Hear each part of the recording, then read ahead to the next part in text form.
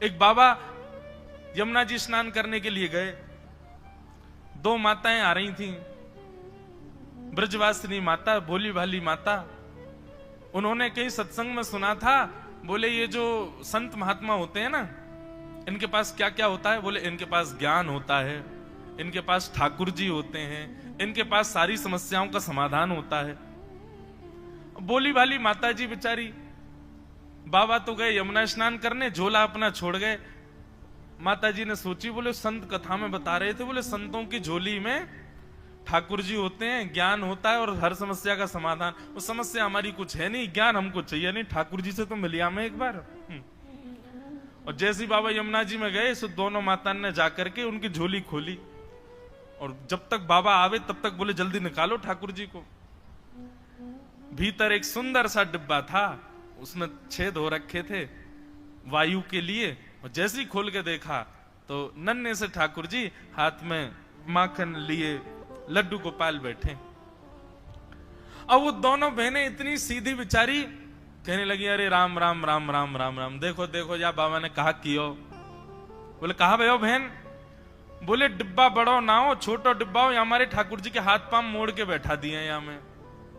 अब ठाकुर जी का स्वरूप तो ऐसा ही है लड्डू गोपाल, लेकिन उनके चित्त में ये भाव आ रहा है कि बोले कि या बाबा ने डिब्बा छोटो या हमारे ठाकुर जी के हाथ पांव मोड़ के बैठा दिए। ठाकुर जी बेचारे श्रमित है गए होंगे, साथ में थोड़ा सा मक्खन था, मक्खन लेकर के ठाकुर जी के पामन पर मालिश करनी शुरू करी। अरे राम राम, ठाकुर जी के पाम मुड़ गए। अरे भैया, अरे ठाकुर जी सीधे कर लो पाम, अरे बड़ो निष्ठुर बाबा है, आपको टेढ़ो करके चलोगो, आपको मोड़ मार के चलोगो। पांव में मक्खन लगाने लगी, पकड़ करके महाराज खींचने लगी। इतने प्रेम, इतने भाव और इतनी सरलता थी उनकी भक्ति में कि लड्डू गोपाल जिनका आकार ही ऐसा है, वो उनके उस सामान्य से मक्खन की मालिश से ठाकुर जी सीधे हो गए, हाथ भी सीधे हो गए, पैर भी सीधे हो गए। और जैसे ही ठाकुर जी सीधे भाई, इतने में ही बाबा निकल के बाहर आए। बोले अरे क्या कर रही हो, मेरा झोला खोल करके क्या कर रही हो? तुरंत ठाकुर जी उसमें बिठाए भाग गई मानते। बोले बाबा तू बड़ो निष्ठुर है, तेने ठाकुर जी टेढ़े कर दिए, ठाकुर जी के हाथ पांव मोड़ दिए। अच्छा, आप लोगों को ब्रजभाषा समझ में आती है ना? कहीं मैं बोलता चला जाता हूं तो यूं तो नहीं है कहीं की, क्योंकि कईयों के चेहरे देख के फिर मुझे लगता है कि यार इनको पता नहीं समझ आई कि नहीं मैंने क्या बोला। वो इतनी गंभीर तो नहीं बोल रहा हूं, सामान्य सी बोल रहा हूं। बोले बाबा तू बड़ा निष्ठुर है, दूर जाके चिल्ला रही थी। बोले ठाकुर जी के हाथ पांव टेढ़े कर दिए तेने, हैं? डिब्बा में बैठा दिए ठाकुर जी, उनके हाथ ही ऐसे हो गए, पांव घुटनान पे बैठा दिए। अरे बाबा तू बड़ा निष्ठुर है, ऐसा कहती जा रही थी दोनों।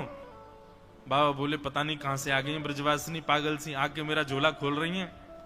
झोला खोल करके उन्होंने देखा सब सामान व्यवस्थित है कि नहीं, तभी देखा कि डिब्बा जो था वो खुला हुआ था, बंद ही नहीं हो रहा था। बाबा ने ऊपर से डिब्बा बंद किया तो बंद नहीं हो, कुछ अड़े।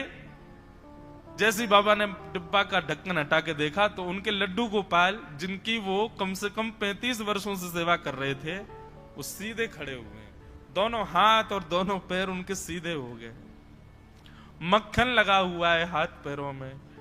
देख करके साधु के नेत्र सजल हो गए। बोले मैंने इतने वर्षों तक सेवा की ठाकुर जी आपकी, लेकिन आपको जड़ ही माना, इसलिए आप ऐसे ही रहे जैसे आए थे। पर ये दो सखी जो आई थी, इनके चित्त में इतने सरल और इतना प्रेम भाव आपके प्रति था ठाकुर जी, कि आप जड़ होते हुए भी चैतन्य हो गए।